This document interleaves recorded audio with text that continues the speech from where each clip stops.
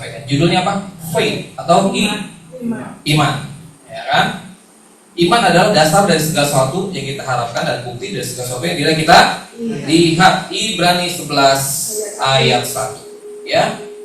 Iman itu penting nggak buat kekristenan? Oh, sangat-sangat penting, saudara. Karena iman itu butuh proses. Ya, tidak semudah membalikan telapak tangan. Butuh waktu, butuh pengorbanan, butuh diuji. Kayak saya. Ya kan? Kenapa saya kasih gambar tuh lompat? Iya. Boleh slide selanjutnya, bro? Slide selanjutnya. Nah, bagaimana cara Tuhan membangun iman kita? Nah, ini saya kasih ilustrasikan seperti bangunan ini ya. Anggaplah bangunan tinggi ini, gedung yang tinggi ini seperti hidup kita, ya kan? Prosesnya cukup lama membuat suatu bangunan yang tinggi seperti ini. Seorang insinyur akan memiliki penghitungan sangat akurat untuk membangun gedung yang tinggi. Ya, semakin tinggi bangunan akan semakin dalam fondasinya. Karena kalau dia nggak balance atau seimbang, itu bisa rubuh. Karena waktu yang sangat lama ini, ya, jadi memang diperlukan perhitungan semuanya lah ya, yang akurat. Meleset sedikit itu bahaya. Anggaplah bangunan tinggi ini seperti hidup kita. Jadi kalau kita lagi diproses, ya, lagi diproses sama Tuhan, jangan kasih tahu kalian begini, jangan protes. Gak enak tuh, gak enak. Syakit. Diproses sama Tuhan tuh gak enak. Siapa yang bilang di sini diproses sama Tuhan tuh enak? Angkat tangan, saya mau belajar benar sekarang. Diproses sama Tuhan enak bro, enak kan? Gak enak ya? Iya, gak enak loh. Saya orang gak enak, saya bilang enak gitu kan. Tapi saya percaya kalau kita memiliki respon yang benar atas proses Tuhan, ya, semua itu akan indah pada waktunya. Amin. Janji Tuhan tuh ya dan amin. Tuhan kan gak akan pernah bohong. Manusia mah suka bohong, tapi kalau Tuhan gak akan pernah bohong, saudara. Nah, jadi kalau kita lagi dibentuk sama Tuhan, diproses sama Tuhan, jangan jangan protes ya. Bagaimana cara Tuhan membangun iman kita? Boleh slide selanjutnya. Nah, ini contohnya gedung Autograph Tower ya, tahu ya, di Indonesia, gedung tertinggi di Indonesia. Tingginya di 385 meter. Kok aku tahu tingginya 385? Ada di situ, saudara, ya kan? Saya tinggal baca aja. Ya, seperti itu ya. Oke, foto selanjutnya. Slide selanjutnya, sorry. Nah, bagaimana cara Tuhan membangun iman kita? Yang pertama, iman dibangun melalui mendengar firman Tuhan. Itu ada di Roma 10 ayat 17. Jadi iman timbul dari pendengaran dan pendengaran oleh firman Kristus. Saya tanya di sini, siapa di sini suka SMA? SMA. Tahu SMA? Suka membaca Alkitab. Siapa suka baca Alkitab? Wah, baca. Baca tiap hari atau hari ini baca, besok lupa, besok pergi. Tiap hari. Saya tanya lagi nih, kalau baca Alkitab diam atau diperkatakan? Diperkatakan. Kenapa diperkatakan sih? Kenapa diperkatakan? Harus bakal dikuatkan dalam kehidupan saya. Iya, karena diperkatakan kalau supaya ada masalah kan ingat firman Tuhan. Iya, karena kalau diperkatakan supaya telinga dan dengar. Itu firmannya. Roma 10 ayat 17. Jadi iman timbul dari pendengaran dan pendengaran oleh firman Kristus. Jadi kalau baca Alkitab jangan diam. Jadi harus diperkatakan. Kalau diam aminnya besok pagi. Iya, jangan ya. Ini kalau pemain keyboardnya kayaknya mau nyanyi nih. G. Ada lagunya. Ya kalau kata sambil nyanyi. Firman-Mu pelita bagi kakiku, teranglah di jalanku. Katakan lagi. Firman-Mu pelita bagi kakiku, teranglah di jalanku. Iya, seperti itu saudara. Firman Tuhan itu pelita bagi kaki kita, terang bagi jalan. Jadi baca firman Tuhan tiap. Nah, bagaimana cara Tuhan membangun iman kita? Itu iman dibangun melalui mendengar firman Tuhan. Itu yang pertama. Poin yang kedua. Sekali selanjutnya. Nah, bagaimana cara Tuhan membangun iman kita? Iman dibangun melalui perbuatan.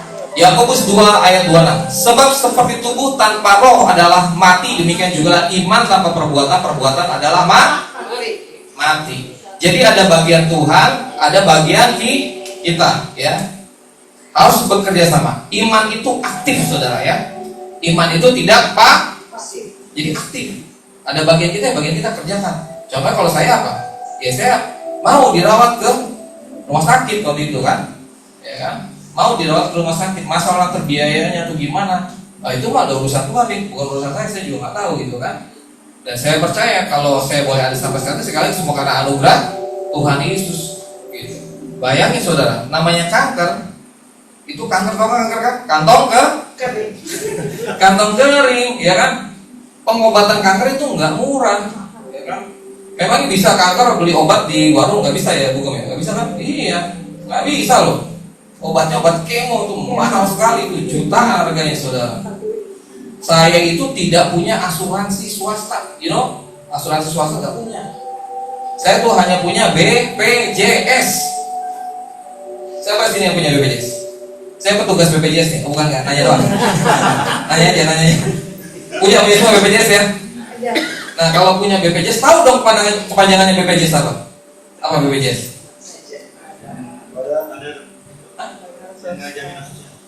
Ya, apalagi ya? Apa BPJS tahu nggak? Badan apa? BPJS sudah berharap pada Jesus saja. Kasih tahu kanan kiri mau berharap sama Jesus saja. Oh baru tahu gue, saya juga baru tahu. Saya cuma berharap sama Tuhan Yesus saja, saudara, gitu kan? Dari mana duitnya? Ya puji Tuhan sampai sekarang saya nggak ada utang, seperti utang pun nggak ada. Semuanya Tuhan cover. Saya kalau mau saksikan itu banyak bisa sampai besok pagi nggak selesai. Itu ada aja tuh orang kirim ke saya, aneh loh. Cuman gara-gara dimimpin wajah saya tuh cilusi. Orangnya masih hidup, saya nggak kenal dia. Ini merinding saya. Dia tinggal di Kupang. Kupang berapa ribu kilometer ke sini? Jauh kan? Dimimpin muka saya 3 hari 3 malam. Ivan ya, kalau Ivan dengar, Ivan. Iya. Dia dilihatin muka saya, nggak pernah ketemu saya juga pernah ketemu dia. Tiba-tiba dicari nomor handphone saya dari teman-teman, dapat tuh dari media sosial. Halo, ini kok Agung? Iya, saya kenapa? Saya Agung kenapa? Saya dimimpin wajah. Saya kan dulu sering menyampaikan tentang ini akhir zaman, maka saya dibilang Agung Rapture gitu. Jadi mimpi dia Agung Rapture gitu kan. Dia dilihatin muka aku gitu kan. Kenapa Ivan? Iya saya dilihatin wajah kok Agung katanya. Hah? Kamu dari mana? Saya dari Kupang. Oh dari Kupang. Terus kenapa? Iya saya harus kirim berkat ini ke Agung, kalau nggak saya kirim karena Tuhan Yesus suruh itu bicara saya untuk kasih ini ke Agung, dibilang gitu kan. Yakin kamu Tuhan Yesus bilang seperti itu? Iya. Dia minta nomor rekening saya untuk saya kasih dong. Karena dia maksa kan saya kasih. Jadi itu terjadi saudara. Itu nggak satu dua, banyak banget saudara. Bahkan sampai sekarang pun terjadi. Dan saya percaya kalau itu terjadi dalam hidup saya dan mungkin juga dalam hidup saudara, Tuhan pasti pegang kendali. Yes. Itu aja. Kan tadi Mazmur 37 ayat 5 sudah bilang kan, serahkanlah hidupmu kepada Tuhan dan percayalah kepadanya, maka dia akan ya udah Tuhan yang akan bertindak. Kuncinya kamu berserah dan percaya. Masalahnya orang tuh kadang susah banget untuk percaya, ya kan? Mesti lihat dulu baru percaya. Iman enggak gitu saudara. Enggak perlu lihat dulu, percaya aja. Gitu loh. Ya. Nah saya banyak menangani pasien kanker gitu dari berbagai macam keyakinan agama. Percaya, Tuhan bisa buat mujizat dalam hidup. Ya masalah hidup mati itu urusan Tuhan, bukan urusan saya. Saya udah nyampaikan itu di hadapan Tuhan. Dan imanmu, ketika kau percaya sungguh-sungguh, mujizat terjadi. Dan ada juga banyak yang sembuh, saudara. Gitu. Oke, itu yang kedua tadi ya. Bagaimana cara Tuhan membangun iman kita? Poin yang ketiga, iman dibangun melalui masa tunggu. Itu di Habakuk 2 ayat 3. Sebab penglihatan itu masih menanti saatnya, tetapi ia bersegera menuju kesudahnya dengan tidak menipu apabila berlambat-lambat nanti karena itu, sebab itu sungguh-sungguh akan datang dan tidak akan bertangguh. Nah ini bicara proses. Nah ini ada beberapa contoh slide selanjutnya. Iman dibangun melalui masa tunggu. Nah, saya kasih contoh aja ya. Itu kisah Abraham, Kejadian 15 ayat 5 sampai 6, nanti baca sendiri di rumah ya. Abraham dijanjikan keturunan kan sama Tuhan waktu itu kan. keturunan yang banyak gitu kan, sampai waktu Tuhan bilang ke Abraham, aku akan buat keturunan banyak seperti bintang di langit gitu kan. Abraham bilang, boro-boro Tuhan, satu aja nggak ada gitu kan, satu aja nggak ada gitu kan, nunggu sampai lama. Ternyata kejadian benar kan, muncul lah gitu kan. Tapi Abraham tetap percaya, dan kejadian kan kita keturunan dari anak Bapak Abraham semua, ya kan? 2, kisah Maria, Marta, dan Lazarus. Tahu Lazarus? Iya. Ini yang mati hidup lagi nih sama kayak saya nih. Ya.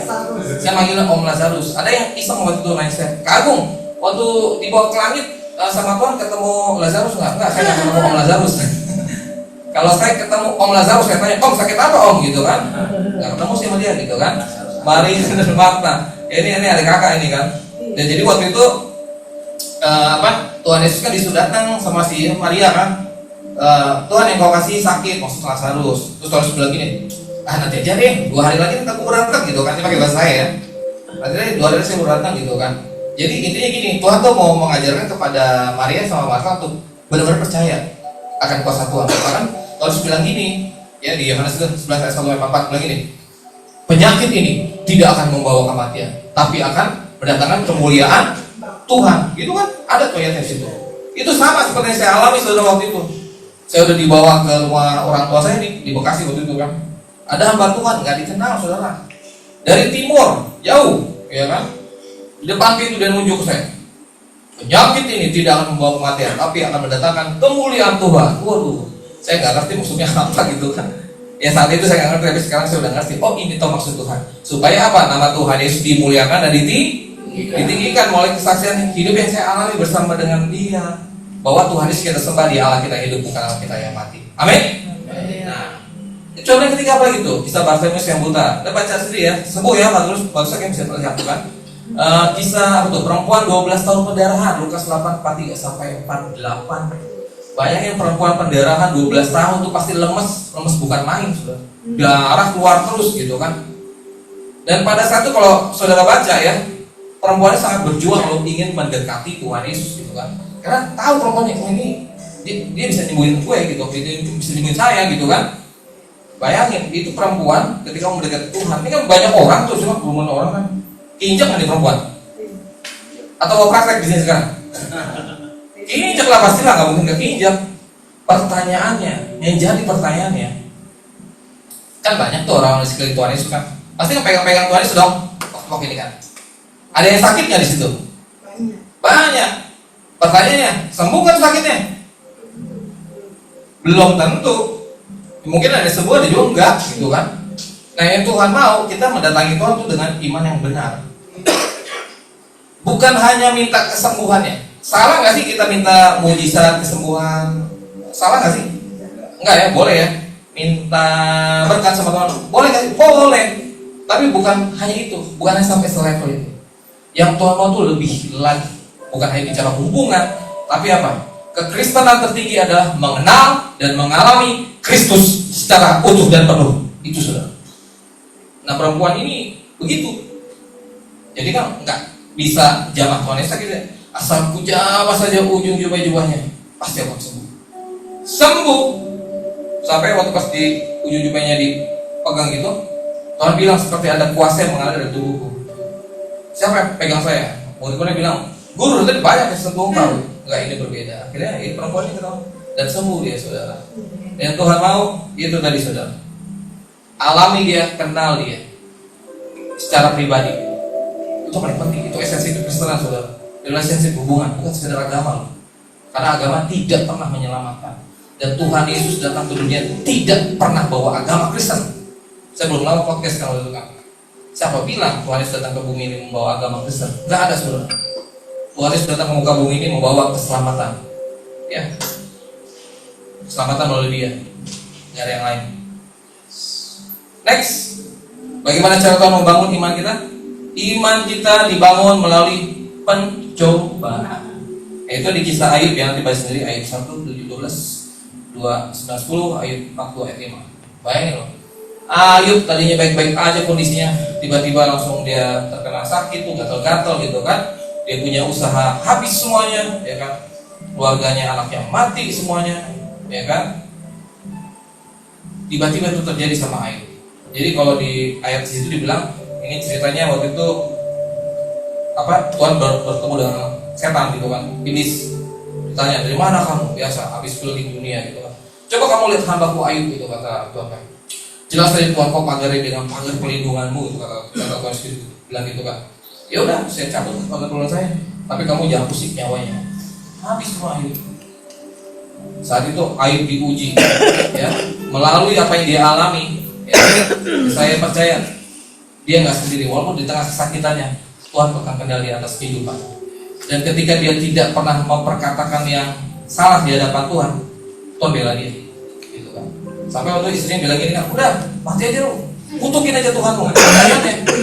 Itu ada di situ saya tulis tuh, begitu. Disuruh kutukin, tapi dia bilang ini, kamu yang hanya menerima yang baik aja dari Tuhan, sedangkan yang tidak baik kamu tidak menerima. Ayat nggak berdosa sudah, dan Tuhan dan terjadi dan ayat dipulihkan Tuhan, kayak gitu saudara.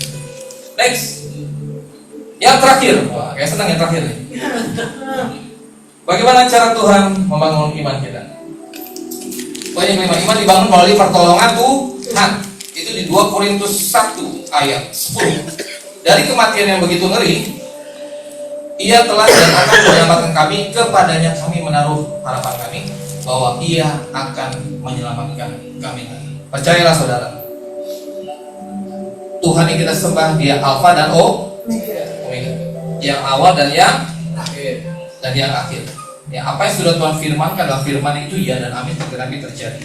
Kalau Tuhan tolong kita di masa lalu, saya percaya Tuhan juga yang sama tolong kita di saat ini dan masa yang akan datang. Makanya pentingnya apa? Setiap itu harus melekat harus melekat, nempel. Melekat tuh bukan dekat ya, kasih tahu kanan kiri, kasih tahu lagi mau nyanyi ada lagunya. Ini pasti kalau lulusan akademi sekolah minggu tahu semua lagu ini. Yesus pokok dan kita jalannya, tinggal di dalamnya. Yesus pokok dan kita jalannya, tinggal di dalamnya. Lagi. Yesus pokok dan kita jalannya, tinggal di dalamnya. Lagi ya. Pastilah kau akan berbuah. Ya, tepuk tangan buat adik-adik semua. Tadi kadonya 2. Iya, harus melekat, harus nempel saudara. Kalau dekat tuh jaraknya bisa 1 meter, 2 meter. Tapi kalau melekat itu bisa sama melekat sama si Brody ya. Ini melekat nempel gini.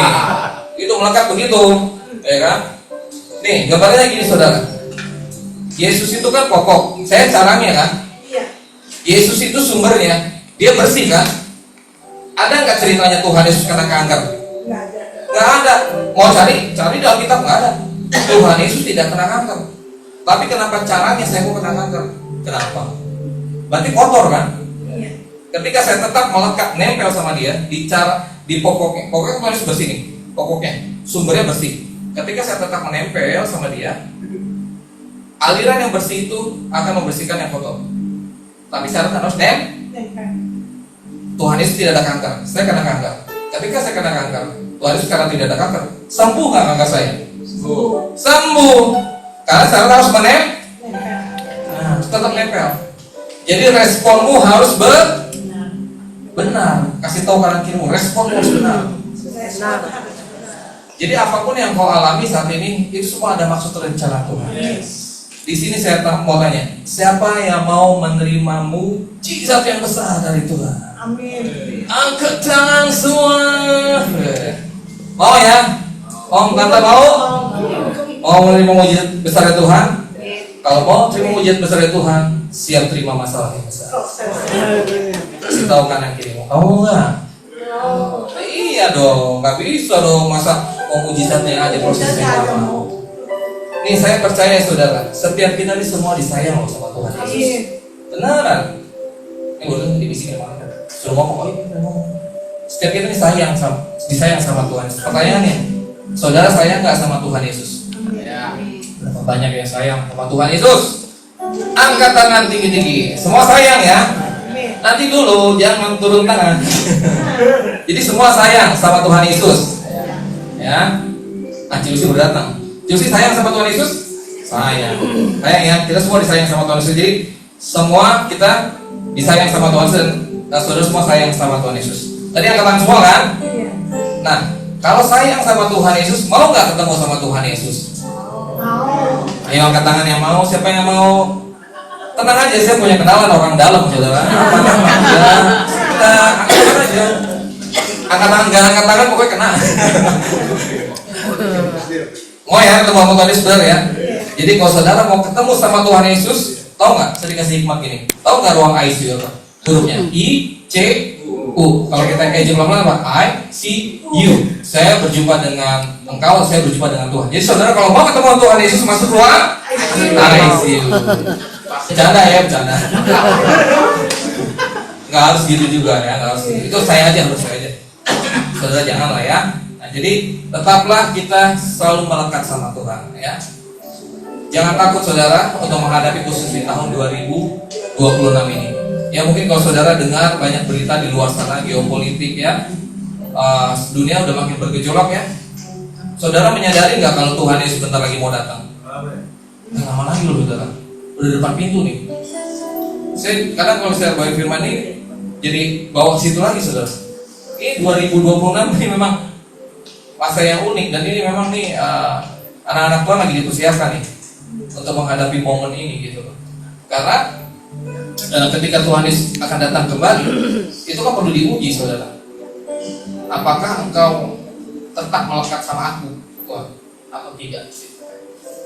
Tantangan itu akan makin besar. Karena firman Tuhan juga bilang, menjelang hari-hari terakhir akan ada masa yang sukar. Itu firman Tuhan yang bilang, bukan saya. Apakah itu bisa dibatalkan? Enggak bisa saudara. Percayalah, kalau kita melekat sama Tuhan, sesukar, sesulit apapun yang kau alami dalam hidupmu, Tuhan yang pegang kau. Saran cuma satu, melekat sama Tuhan. Makin melekat sama Dia, nggak ada yang lain saudara. Kamu nggak bisa ngandelin you punya money, uang gitu kan, finansial nggak bisa. Saya banyak, bahkan beberapa saya ketemu orang-orang kaya di Indonesia yang sakit kanker. Tadi saya udah sempat cerita sama Bro James ya. Dia kemana-mana loh, keluar negeri loh. Untuk demi apa? Supaya sembuh, supaya selamat. Akhirnya lewat juga tuh ya berapa banyak uang yang kau punya habis juga itu. Nomor satu, terus andalkan Tuhan Yesus, gak ada yang lain saudara untuk menghadapi tahun-tahun ke depan ya. Demikian firman Tuhan dari saya. Tuhan Yesus memberkati kita semua ya. Saya tadi diingatin ini kita masih ada waktu.